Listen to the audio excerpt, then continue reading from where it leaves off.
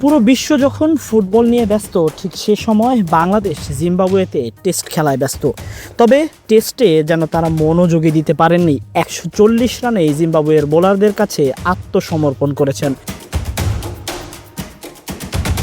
মমিনুল হক ও নাজমুল হোসেন শান্তর দুর্দান্ত জুটিতে বড় সংগ্রহের পথে এগোচ্ছিল লাল সবুজের বাংলাদেশ, কিন্তু দুজনের বিদায়ের পর লোডশেডিং হলেও আর চিন্তা নেই।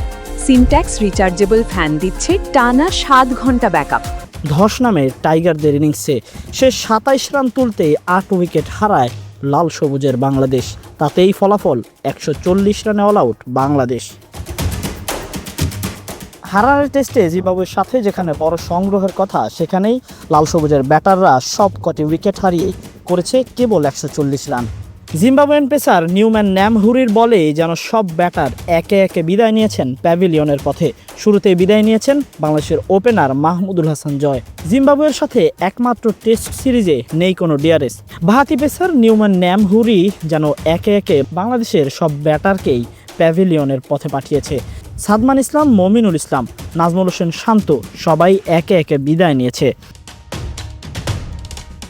মমিনুল হক ও নাজমুল হোসেন শান্তর পর আর কেউই 2 অঙ্ক ছুঁতে পারেনি। মুশফিকুর রহিম, তাওহিদ হৃদয়, অমিত হাসানদের সবাই ব্যর্থ হয়েছেন।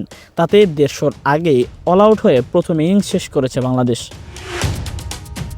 Tahsin Ahmed, BD archive.